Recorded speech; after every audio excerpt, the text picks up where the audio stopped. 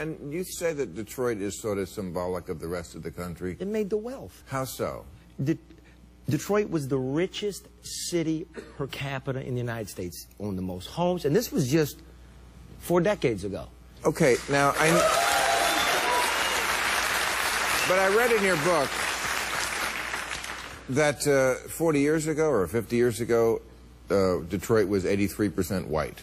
Yeah. And now it's 83% black. Mm-hmm. Now, every racist in America says, well, there's your answer right there. And they would be wrong, in a sense, because Detroit, when it was 83% white, was 2 million people. Now when it's 83% black, it's 700,000. The black middle class also left. So that 8 Mile we've all heard about, that doesn't exist anymore. What Detroit is urban misery, and nobody cares about them. Our brothers and sisters that share the planet with us. And you know what? They move too. They make economic decisions. So when your leadership has decided to rape you, make you promises, when we're playing with a race. Well, this formula is specifically to grow cannabis. That's Ray Kogo for Kogo's Original Cannabis Formula Nutrients. Now, everybody knows that large buds and tight buds come from genetics, and then the amount of light you use. The other part is having the correct nutrients that the plant's going to use. Mine specifically to grow cannabis, so it's going to get everything that it needs. Ray knows what you may not. Those nutrient companies you can get in most grow shops are not cannabis specific. That means they take the stuff out of the bloom that your plant needs in bloom. You can get Kogo's Original Cannabis Formula Nutrients too. It's just 2 1-gallon jugs that make over 600 gallons of nutrients, all for less than $100. See the difference for yourself. More trichomes, bigger buds, faster growth, and for less money. Go to CANNABISformula.com or call Ray direct at 517-375-8998. That's 517-375-8998. Kogo's Original Cannabis Formula Nutrients. The law offices of Targowski and Grow remind you to stand up for your rights. Always treat law enforcement with respect, but if you're detained or arrested, stand up for your rights by repeating, I respectfully invoke all of my legal and constitutional rights. I do not consent to any search or seizure. I want to remain silent, and I want to talk to my attorneys, John Targowski and Daniel Grow. Targowski and Grow have the education and experience you need to be successful in Michigan courts. Call Targowski and Grow toll-free, 800-957-1069. The law offices of Targowski and Grow, 800-957-1069.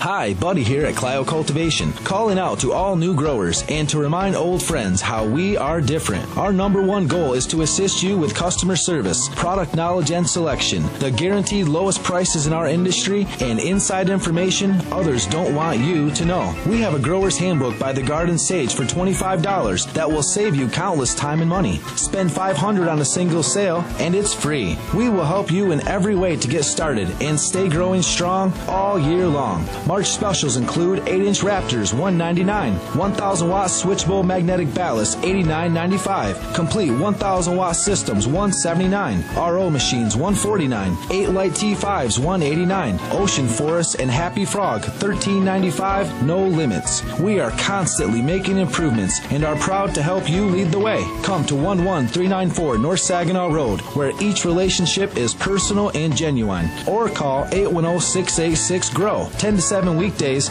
Saturday 10 to 5. As you learn with Clio Cultivation, the only thing in the dark is the flowers.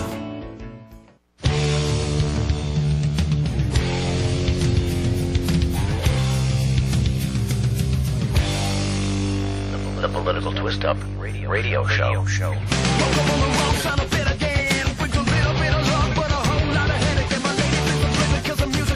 Well, it's about 20 minutes after 3 o'clock. We just got the network up and running. You know, sometimes network buttons get crossed when you're getting launched. But that's what we did today. We got on the air. Welcome to the Political Twist-Up Show. My name is Steve Green. In the studio with me is Rick Thompson and Denise Policella. Can you guys say hello? Good afternoon. We got a screeching microphone already. With us on the radio today, we meant to be doing some news and some other things up until this point, but being that we just got on the air, we're going to skip past the news and get right into our basic main topic, which is Senate Bill 63. Senate Bill 63 is the Michigan Firearms Freedom Act bill, and it is designed in a particular way. And so I will bring one of the bill's designers, or at least a co-sponsor of the bill, Senator Rick Jones. Welcome to the air today. Can you tell us, Senator Jones, what the intent of this bill is? Well, this bill was written by Senator Pavlov, and the intent he had with the bill was to assert 10th Amendment rights with the federal government, because all of the people in the feds were saying we're going to have to do this with the guns and that with the guns, or even some people going so extreme, they said we're going to get rid of all semi-automatic rifles and shotguns. Well, that's what the hunters in the woods hunt with here in Michigan, the deer hunters and the hunters of turkeys and rabbits and that sort of thing, for the most part. And so what he was saying with that is we're asserting our 10th Amendment rights, and if a gun is manufactured here in Michigan, and if it stays in Michigan, federal government, keep your hands off. And now this has some particular implications, doesn't it, Senator Jones? I mean, if there are no federal regulations with regards to the arms, doesn't that kind of leave things wide open as it regards to access by people who you would normally want to keep away from weapons? No, absolutely not. This they would all come under Michigan law, and our laws are in place right now. We have background checks here in Michigan, and machine guns are not allowed in Michigan, so we're not talking machine guns. We're talking, if somebody wants to come in and manufacture pistols, rifles, or shotguns, that sort of thing. In fact, New York gave a wonderful company, Remington, a very old American company, gave them all sorts of problems. And Remington sounded like they might be looking for a place to move. Well, we have a lot of skilled labor here in Michigan that would love those high-paying jobs. It sounds like an industry invitation. Really, I guess if we create a bill like this, it would seem to invite a lot of gun makers to come to Michigan. What you're saying, that would provide a lot of jobs. Absolutely. We manufacture in Michigan. We are a manufacturing state. We make some of the finest vehicles in the world, and we make a lot of other things. And certainly, we would welcome any gun manufacturers. Now, I'm a little unfamiliar with Michigan's gun control legislation as it relates to federal legislation. A lot of times, state legislation tends to mirror federal legislation. How are Michigan's gun control laws, if you could tell me, Senator, different from federal gun control laws in way of background checks and those kinds of things?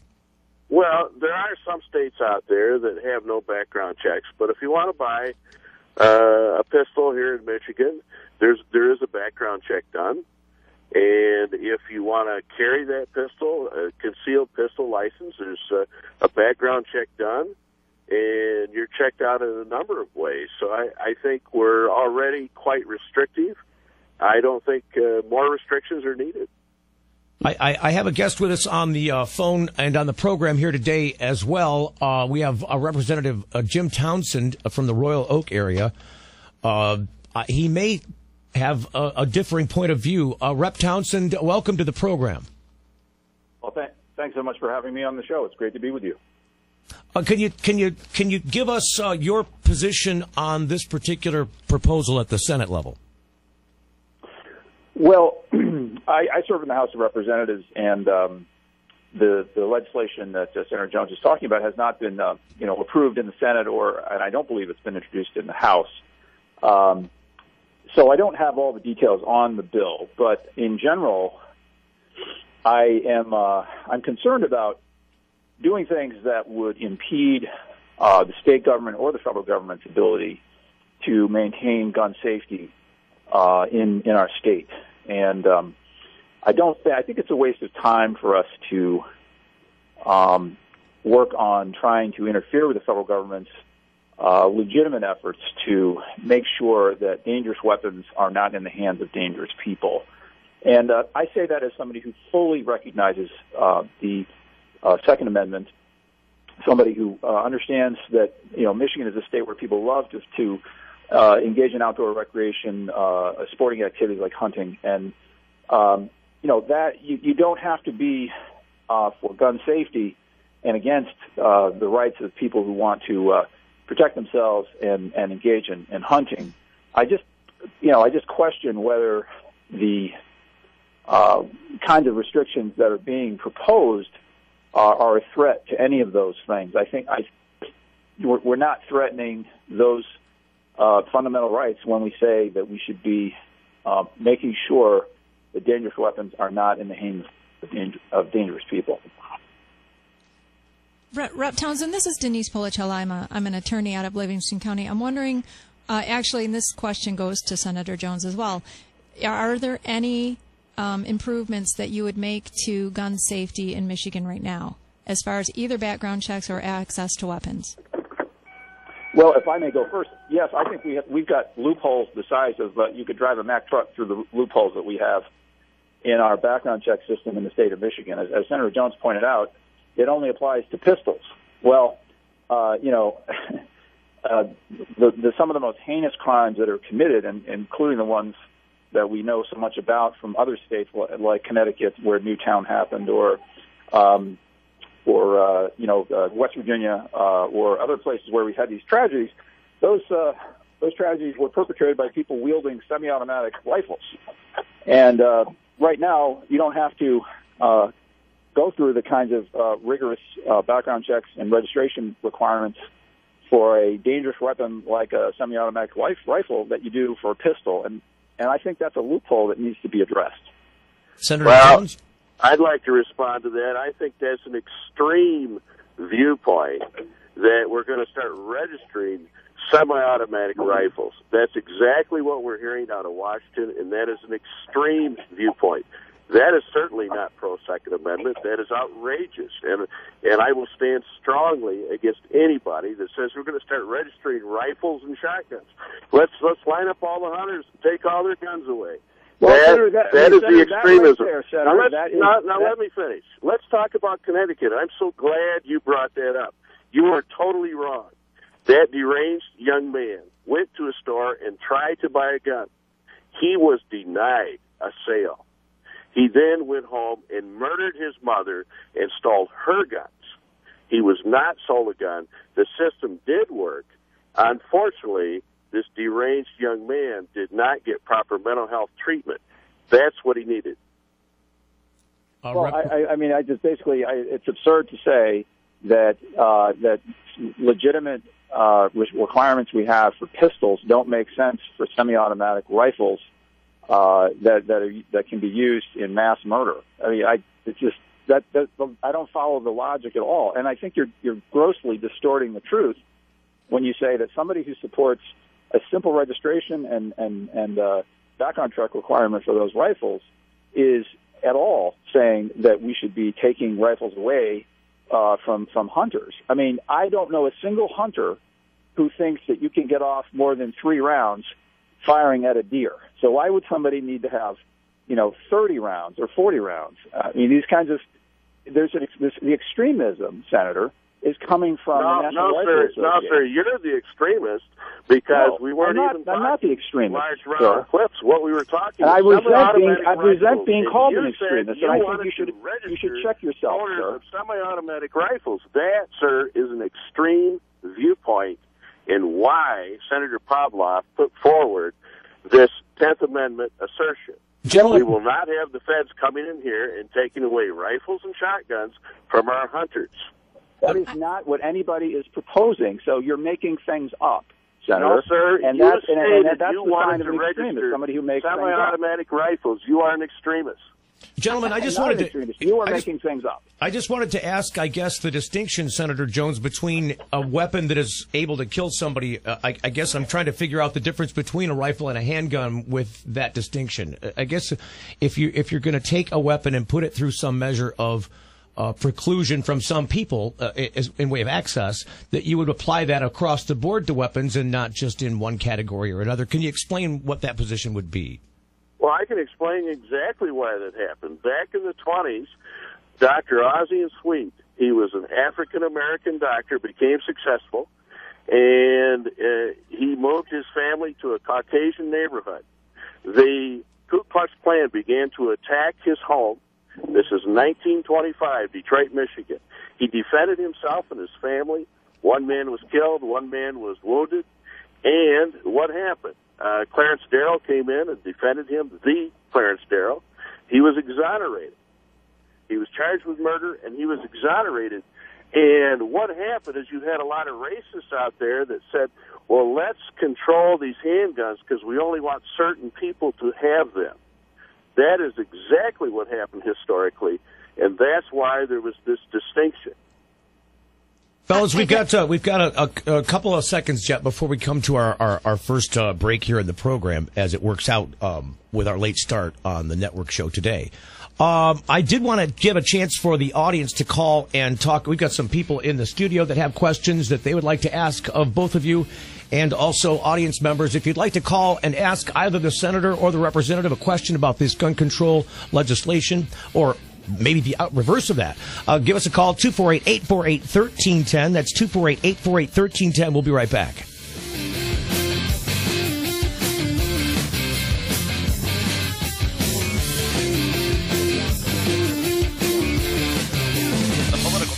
Hi, Buddy here at Clio Cultivation, calling out to all new growers and to remind old friends how we are different. Our #1 goal is to assist you with customer service, product knowledge and selection, the guaranteed lowest prices in our industry, and inside information others don't want you to know. We have a grower's handbook by the Garden Sage for $25 that will save you countless time and money. Spend $500 on a single sale and it's free. We will help you in every way to get started and stay growing strong all year long. March specials include 8-inch Raptors, $199, 1,000-watt switchable magnetic ballast, $89.95, complete 1,000-watt systems, $179, RO machines, $149, 8 light T5s, $189, Ocean Forest and Happy Frog, $13.95, no limits. We are constantly making improvements and are proud to help you lead the way. Come to 11394 North Saginaw Road, where each relationship is personal and genuine, or call 810-686-GROW, 10 to 7 weekdays, Saturday 10 to 5. As you learn with Clio Cultivation, the only thing in the dark is the flowers.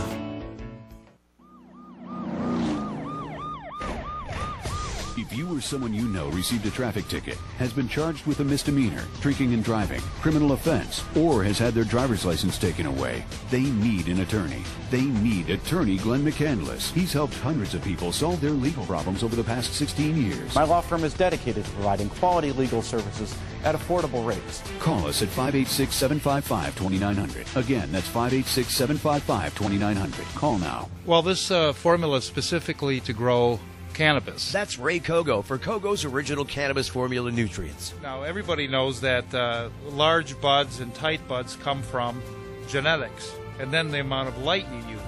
The other part is having the correct nutrients that the plant's going to use. Mine specifically to grow cannabis, so it's going to get everything that it needs. Ray knows what you may not. Those nutrient companies you can get in most grow shops are not cannabis specific. That means they take the stuff out of the bloom that your plant needs in bloom. You can get Kogo's Original Cannabis Formula Nutrients too. It's just 2 1-gallon jugs that make over 600 gallons of nutrients, all for less than $100. See the difference for yourself. More trichomes, bigger buds, faster growth, and for less money. Go to CANNABISformula.com or call Ray direct at 517-375-8998. That's 517-375-8998. Kogo's Original Cannabis Formula Nutrients. When opening a marijuana-related business or club, it's vital that you obtain expert legal advice right away. 14-year legal veteran and respected field expert Denise Policella founded Cannabis Attorneys of Mid-Michigan to provide focused expertise to the developing industry. She's uniquely suited to help your business grow and remain open. And with attorney Timothy McDonald, now provides premier representation on criminal charges, raids, and asset forfeitures. Click on smallbusinesslegal.net or call 517-546-1181. That's 517-546-1181. The Political Twist-Up radio show.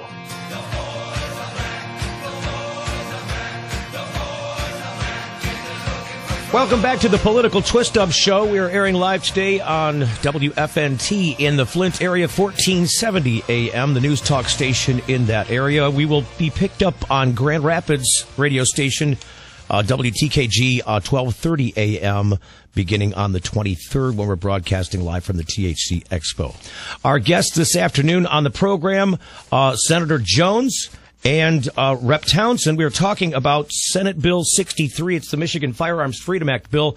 Gentlemen, we had a couple of questions on this legislation from in the studio.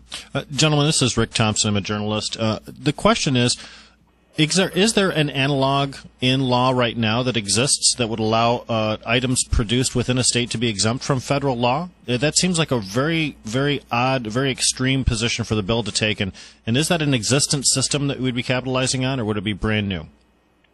Senator Jones? That is an assertion of the 10th Amendment rights. Other states have passed this, and currently Montana has it in the federal court.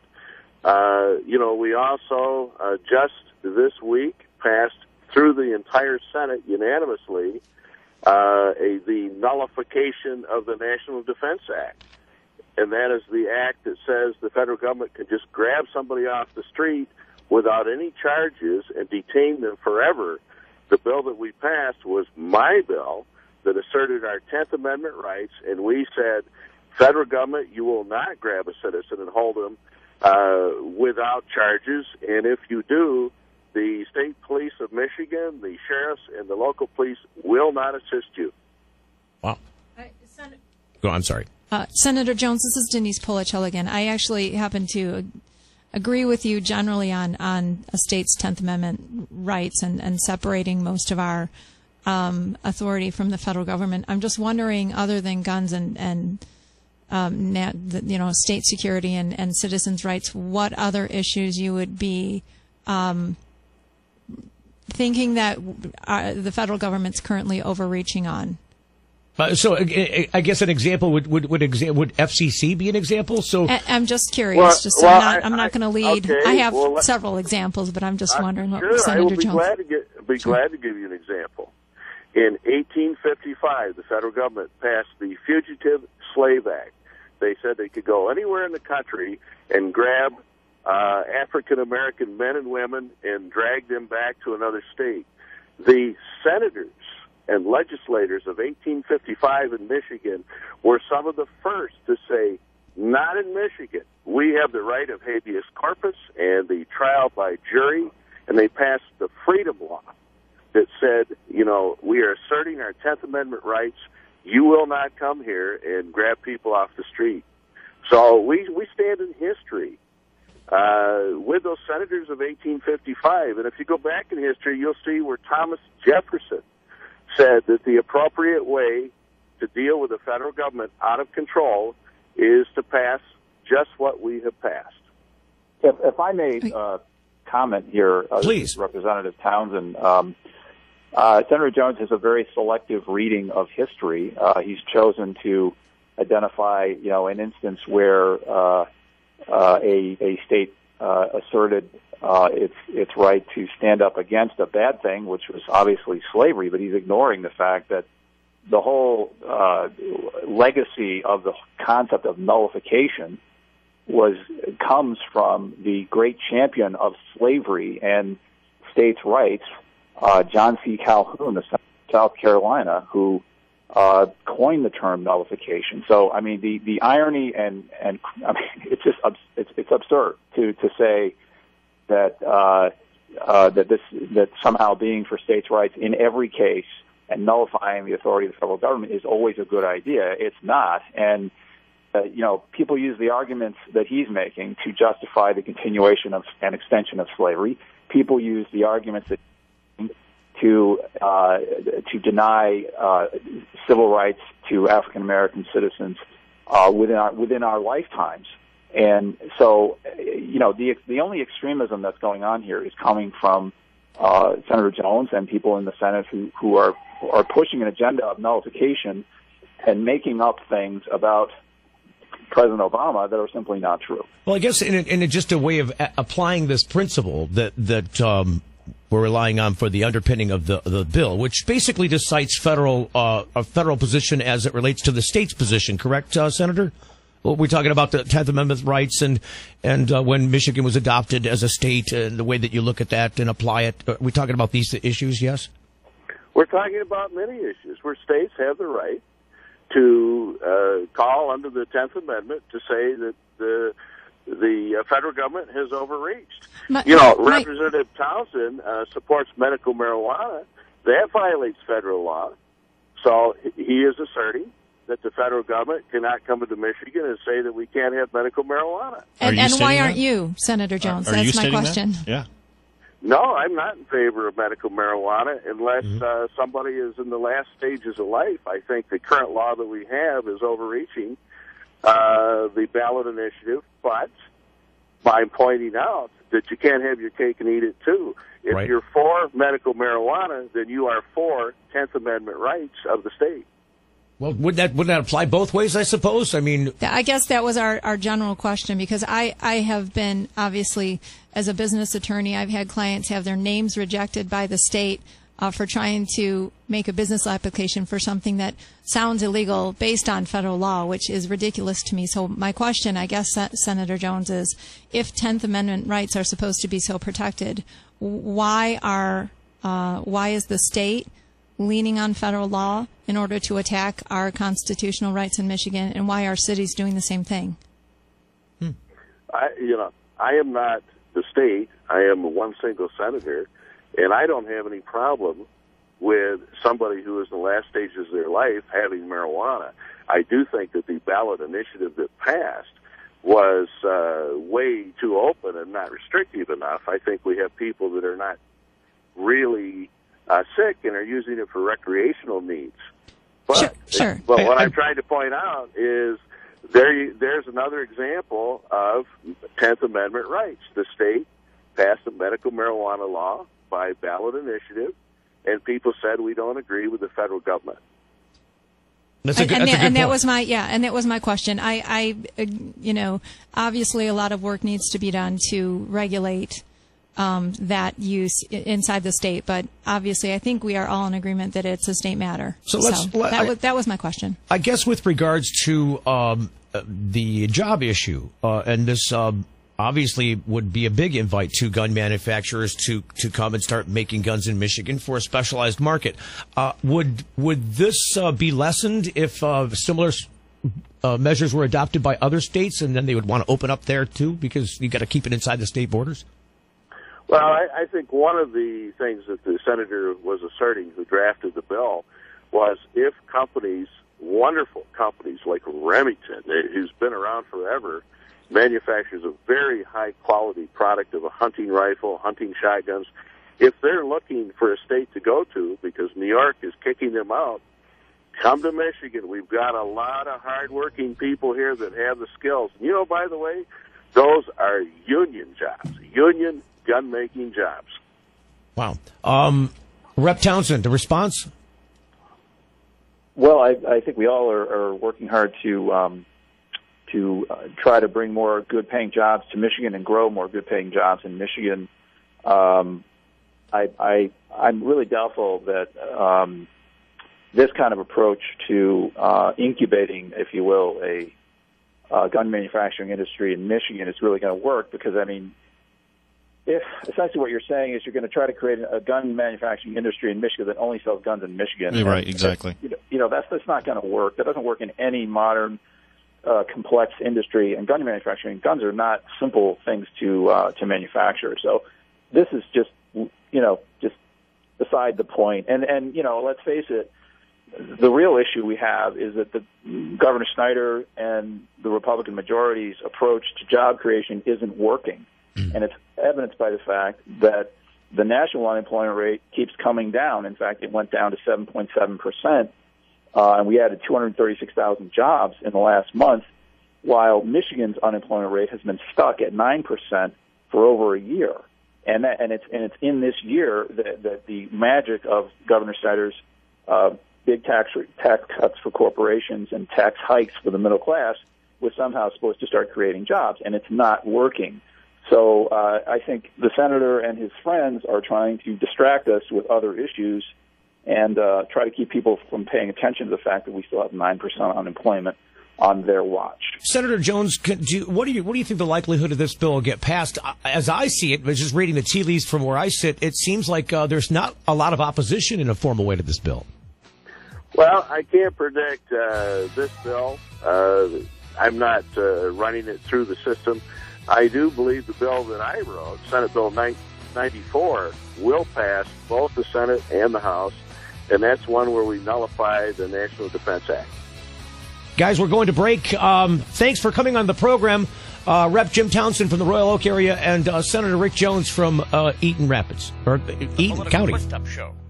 Hi, Buddy here at Clio Cultivation, calling out to all new growers and to remind old friends how we are different. Our #1 goal is to assist you with customer service, product knowledge and selection, the guaranteed lowest prices in our industry, and inside information others don't want you to know. We have a grower's handbook by the Garden Sage for $25 that will save you countless time and money. Spend $500 on a single sale and it's free. We will help you in every way to get started and stay growing strong all year long. March specials include 8-inch Raptors, $199, 1,000-watt switchable magnetic ballast, $89.95, complete 1,000-watt systems, $179, RO machines, $149, 8 light T5s, $189, Ocean Forest and Happy Frog, $13.95, no limits. We are constantly making improvements and are proud to help you lead the way. Come to 11394 North Saginaw Road, where each relationship is personal and genuine, or call 810-686-GROW, 10 to 7 weekdays, Saturday 10 to 5. As you learn with Clio Cultivation, the only thing in the dark is the flowers.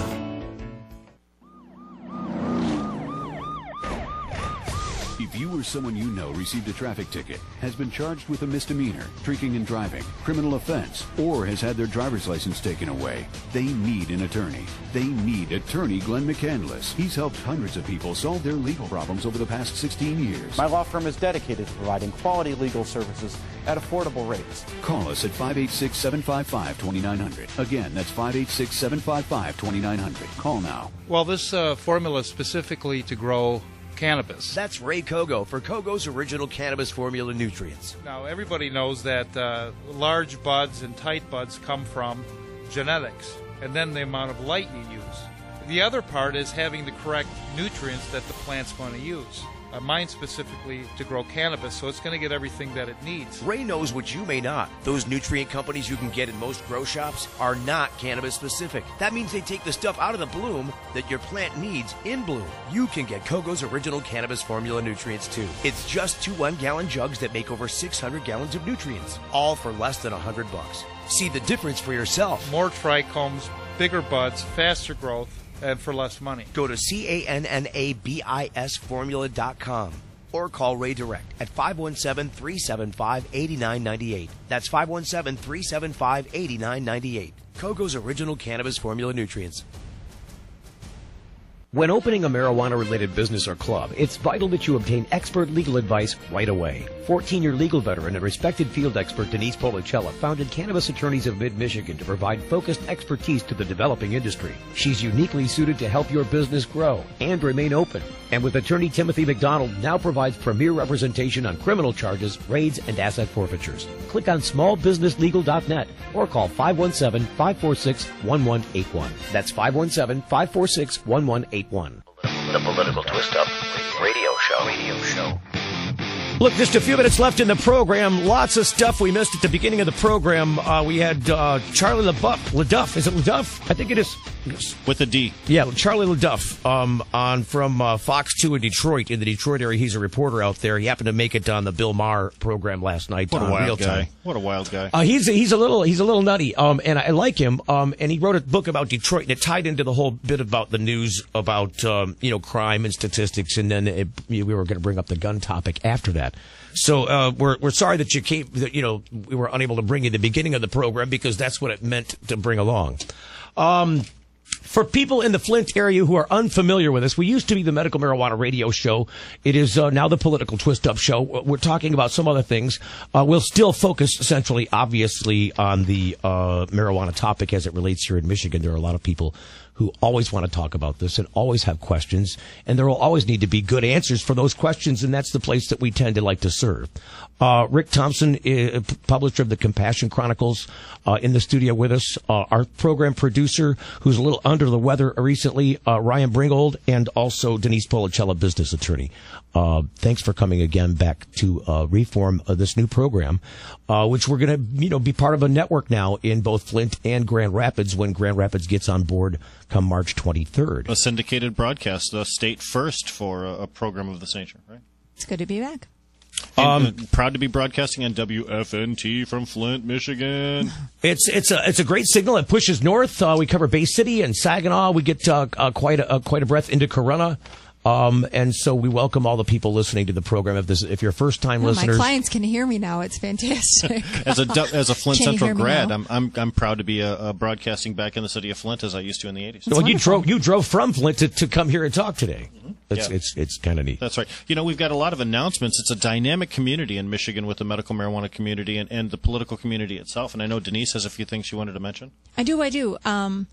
We have the National Patient Rights Association meeting coming up. It's a monthly meeting. The NPRA, for those of you who don't know, has been working very hard lobbying for what is now called House Bill 4271, the Provisioning Center Act. We are having an open member meeting in Flint. We move the meeting around every month to try to accommodate the entire state. This month it's in Flint. It's been in Ann Arbor and Detroit before. This month it's in Flint. It's on Tuesday the 12th. That's this coming Tuesday. The open member meeting is at 5 o'clock at the Holiday Inn Gateway Center. It's at 5353 Gateway Center Drive in Flint. 5 o'clock. Anybody who's interested in talking to the MPRA, listening, learning about what the bill is doing currently and what they can do to help, please come down. Obviously, there's also a fundraiser. 18 and over cash bar? Yeah, no. 21 and over cash bar. Just kidding. I'm just kidding.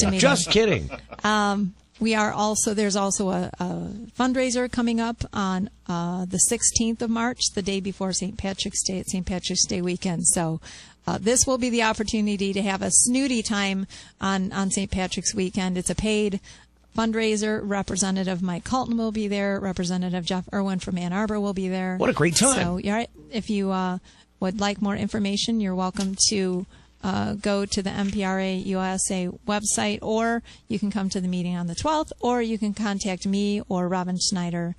I'm going to give my office number. Yeah, that's fine. Go ahead. 517-546-1181. You can call there as well. And I guess I could probably get some information from you. We can put some links up on the website. Would that be good? Sure. That would be anything that we can do to pull together as a community and try to get this House bill passed. We all have different ideas about where we want to head with marijuana, medical marijuana,